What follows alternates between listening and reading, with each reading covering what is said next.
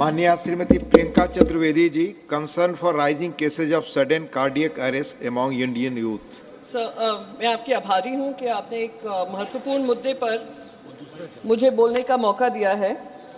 Sir, आज सवेरे ही जब मैं पार्लियामेंट में आने की तैयारी कर रही थी, पता चला कि एक मेरे परिवार से परिचित एक 36 साल के युवा हैं जिनकी क्रिकेट खेलते खेलते अचानक ही हार्ट अटैक आया और उनकी मौत हो गई।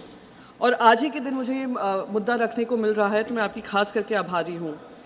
जो राइजिंग केसेस हैं इंडिया में सडन हार्ट अटैक्स के, वो एक चिंता का विषय है और मैं आपके ज़रिए हेल्थ मिनिस्ट्री को कहना चाहूँगी कि इस पे थोड़ी ज़्यादा रिसर्च कर एक डेटा बनाकर कि पोस्ट कोविड कॉम्प्लिकेशंस जो हो रहे हैं, जो मेडिसिन्स प्रिस्क्राइब की हैं, जो वैक्सीन्स हैं, उसको लेकर थोड़ा रिसर्च बैक्ड हमें फ्रेमवर्क बनाना पड़ेगा। कैसे हम लोग जो sudden heart attacks less than 50 year olds के हो रहे हैं, कैसे उसको काबू में ला सकते हैं।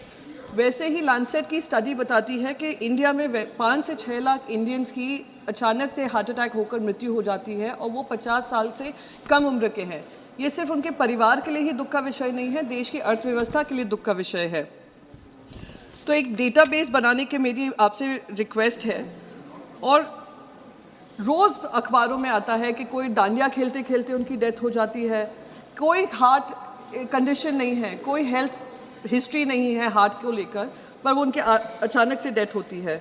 कल ही डॉक्टर प्रशांत नंदा जी ने इस मुद्दे को रखा था। उन्होंने बताया था ट्रेन में एक 38 साल के युवा को हार्ट अटैक आ जाता है, कोई मेडिकल फैसिलिटीज़ नहीं थी। तो इस पर भी खास करके ध्यान देना चाहिए। दूसरी चीज़ मैं कहना चाहूँगी सर, फाइज़र की वैक्सीन जो अमेरिका में काफ़ी लोगों को लगाई गई थी, अब आकर जब उन पर दबाव पड़ा है, उन्होंने बताया है क्या क्या उसके साइड इफ़ेक्ट्स हैं। तो शायद हमें इस पे भी आत्मचिंतन करने का विषय है कि जो वैक्सीन्स लगाई गई या कोविड का जो गंभीर स्वरूप जो लिया गया, जो मेडिसिन हमारी तरफ से प्रिस्क्राइब की गई, जो मिनिस्ट्री ऑफ हेल्थ और फैमिली वेलफेयर से आई थी, क्या उसमें कहीं कमी रह गई। साकेत गोखले जी हमारे बगल में बैठे हैं, 34 साल की उम्र में, विदाउट एनी हेल्थ इश्यूज़ उनको हार्ट अटैक आ जाता है। उनके डॉक्टर बताते हैं कि वो इसलिए है क्योंकि पोस्ट कोविड कॉम्प्लिकेशंस है। तो आपके माध्यम से सर मैं बस यही रिक्वेस्ट करूंगी कि ये एक इम्पॉर्टेंट विषय है, इस पर खास करके ध्यान देना चाहिए। Ministry of health and family welfare ने इसके गाइडलाइंस दिए हैं, पर वो इतने पुख्ता नहीं हैं कि इस इशू को एड्रेस कर पाएँ। आपकी आभारी हूँ कि आपने मुझे ये कहने का मौका दिया। Thank you so much sir.